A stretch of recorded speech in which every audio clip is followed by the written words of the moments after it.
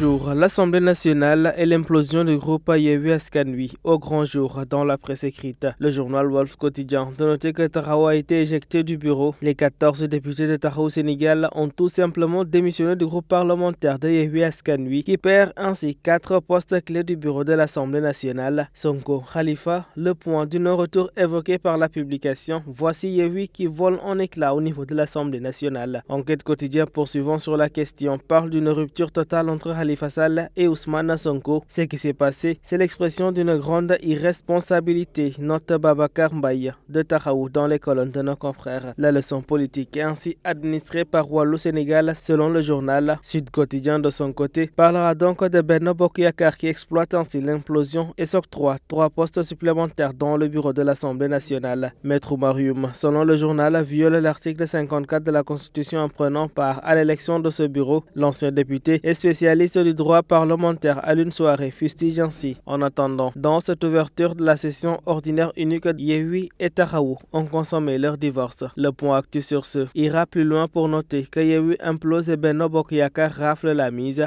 La coalition de l'opposition s'ampute de 4 postes. La coalition perd également la moitié de son temps de parole. À Bambaïa, on a profité pour charger violemment Birame Souleye Diop. Qui a trahi qui? C'est Critique Quotidien qui pose ce matin la question. En tout cas, le journal constate que c'est la guerre entre Yewwi Askan Wi et Taxawu Sénégal, les deux coalitions qui ont donc posé un acte de plus dans leur divergence à l'occasion de l'élection du bureau de l'Assemblée nationale. Les 14 députés de Taxawu ont ainsi quitté le navire, occasionnant une perte de position dans le bureau du Parlement et une réduction de leur moitié de temps de parole. Tout cela survient donc 48 heures après la victoire enregistrée au tribunal d'instance de Ziguinchor où le juge a ordonné l'annulation de la radiation d'Ousmane Sonko. En attendant d'y voir plus clair, Critique Quotidien cherche toujours celui qui pourrait être qualifié de traître dans tout ça. L'Info Quotidien, pour sa part, parlera d'une guerre ouverte entre Sonko et Khalifa. Plus loin dans le journal, Birame Souleye Diop note que Taxawu Sénégal n'a pas été retenu dans le bureau de l'Assemblée nationale et c'est le groupe qui a décidé de manière autonome. Ils sont restés dignes même lorsqu'ils ont été lésés à la ville de Dakar. En attendant, Khalifa Sall et compagnie dénoncent une trahison des députés de Yewwi Askan Wi qui ont donc pris la décision inélégante et stupide d'exclure ainsi leurs collègues de Taxawu, membres à part entière du groupe parlementaire du bureau de l'Assemblée. Yewwi déplumé.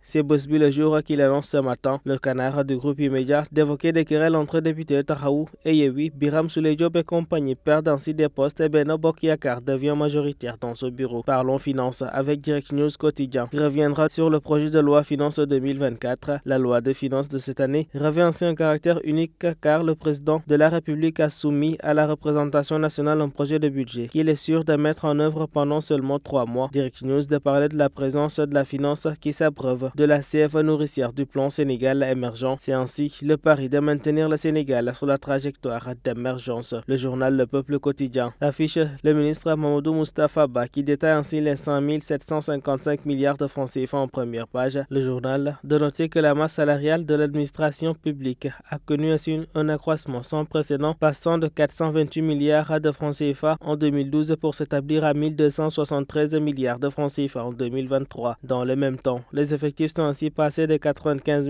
779 en 2012 à 171 634 en 2023, soit un accroissement de 75 855 sur la même période. Cette forte augmentation des effectifs traduit ainsi le recrutement en masse des jeunes dans la fonction publique. Non seulement le recrutement est net en plus que doublé par rapport à la période précédente, mais les agents de l'État sont aujourd'hui beaucoup mieux payés qu'avant. Ainsi va donc la presse du jour. À toutes et à tous, une bonne lecture.